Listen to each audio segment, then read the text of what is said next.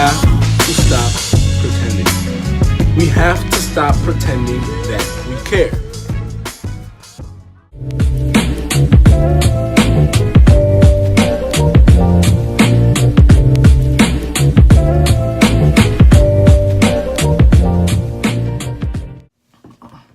So today's topic is oppression.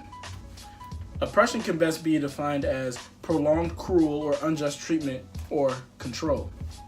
The reason why we're talking about oppression today is because an old schoolmate of mine brought to my attention that perhaps oppression in America is absolutely non-existent. As a matter of fact, his exact quote was, "There are no laws that hinder or limit people of color's potential. Look at those that practice hard work. They make millions. A group that is oppressed doesn't have the opportunity to earn millions." Well, we don't have an opportunity to earn millions because we don't earn millions. If it was that easy, everybody would do it. But the reason why it's so hard is because we live in a system that is profits off of our oppression. Look at the communities we live in, the neighborhoods, the hood we live in. There are no businesses that even come to that neighborhood. No businesses equal no capital. No capital equals fewer financial opportunities.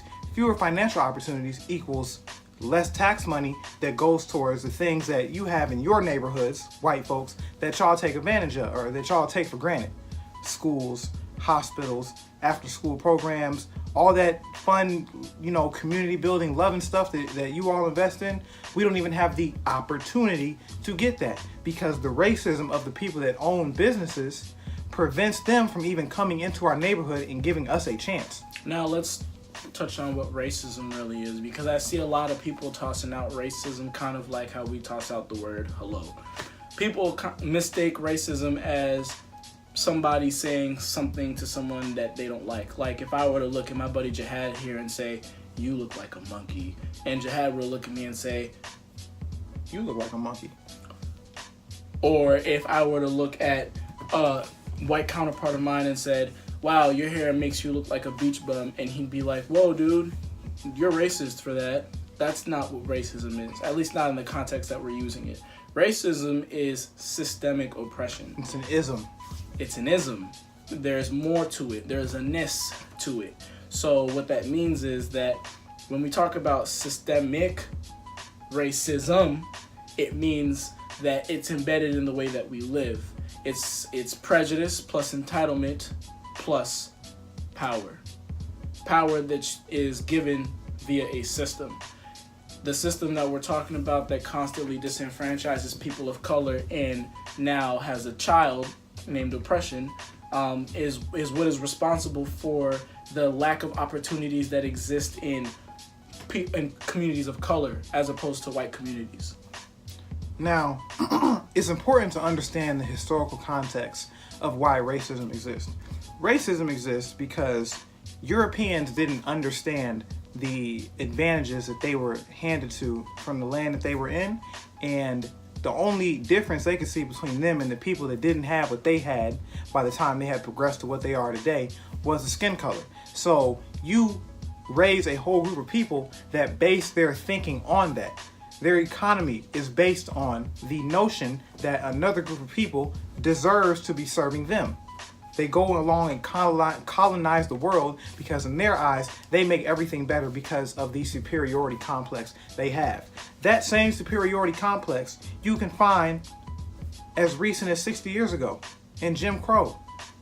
Blacks only water fountain, whites only restroom, black only benches, white only benches. A need to separate means a mindset that one is different or better than the other one. And that same mindset affects everything we do today. Absolutely everything that we do. Nothing today has ever really changed. And it's very important that we understand that, because when we talk about equal opportunity, opportunity is not equal without equity in this country. You can't bring people to a country against their will, have them work for you for free, enslave them, free them after 300 years? Almost, yeah, 200. 200 years? after 200 years, you say you give them their rights. We claim to have rights. You claim that we have rights, but take them away via other laws, via the police force, shooting black boys in the neighborhood for no reason. And for those of you who are going to watch this and say, well, he shouldn't have ran away, there are so many instances where police officers have never even drawn a gun at mass shooters. But they draw a gun on us.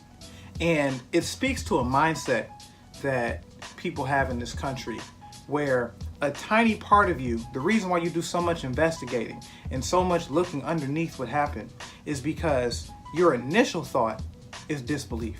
And the reason you don't believe it is because you don't believe that they're capable of such cruelty.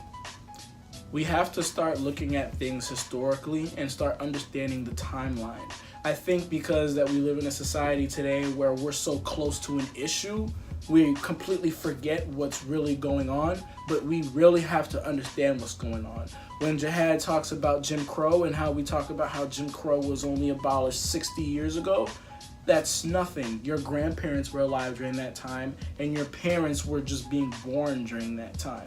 When we talk about racism as being as a system of oppression, then we can take it all the way back to something like Nathaniel Bacon when he tried to rebel against the agricultural elite, and the agricultural elite said, okay, fine, you know what, no more rebellion. What we're going to do is we're going to take some slaves from Africa, we're going to bring them to the United States, they're going to be the slaves, poor whites, y'all are better than them, and that's how we continue to evolve in a system.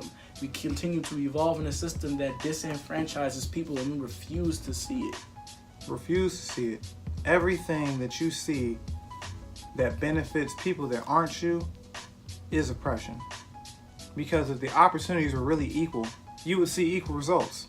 Yes. But you don't see equal results. You would see equal results. That's an amazing point. You would see equal results. You don't see equal results.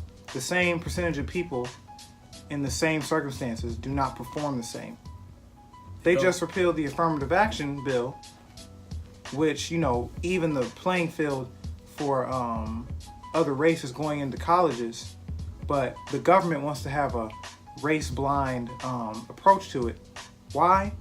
Because they don't really want to give you that opportunity. And here's the danger with talking about color blindness and race blindness in a society and in a country like ours. Color blindness and race blindness would be... That's oppression. That is oppression, but it would be ideal if the communities who were participating in these competitions were given the exact same amount of resources. For example, let's say me and Jihad are in a race, right? Let's say we're in a race blind society. I'm black, he's black, we're in a race. Jihad got... he had a trainer before he came to the race. He had his father helping him with his diet plan before he came to the race. His mother gave him nightly massages in order to prepare for the race. He had people to consult with who had ran in the race before he ran into the race for some advice. Maybe even before the race, he had a little bit of coaching done. A couple tips that he could do. Maybe something that he could eat before he participates in the race, just so that he could perform a little bit better. Now, let's say somebody like me, I don't have anything, I don't have anyone, all I have is the idea of a race that I have to run, so I'm just going to go outside and run as fast as I can every day. Now, that might work, but it's not effective. I may be successful doing that, but the odds are, when we look at the math, probably not. Probably not going to happen. So when we start looking at people like Obama or Morgan Freeman or Drake, these black entertainers and political figures that we just love to admire because they seem to defy all odds, you really have to have everything working perfectly for you. And we all know that's not how life works. And you also have to realize the circumstances are relative. So for every rich black athlete, there are even more poor black people. But your poverty is relative to how people who aren't in poverty are living. Because if that same logic would apply to all these hardworking people that say that, then all these hardworking people would be just as rich and famous as the rich and famous white people that there are. But they're not. Because circumstances aren't the same. Everybody's not as gifted. Everybody isn't the same person. Right. So you perform where either you want to perform at or where you should perform at. Right. So if I don't have any opportunities in my neighborhood, if I don't have any opportunities given via the people around me, the upbringing I have, which is way more important than people give it credit for, if all of my opportunities are either stifled or taken away, then I'm not going to perform where I should perform.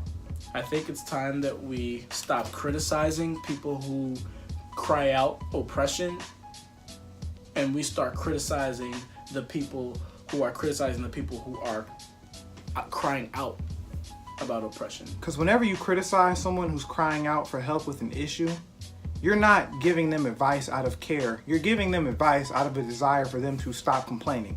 You only want people to stop complaining about something when you don't care about what they're complaining about. Thank you for joining. We hope that we answered any of your questions or concerns. Please let us know if you have any questions about this. We'll be more than happy to answer them. Put them down in the comments. We will be on that ass like white on rice.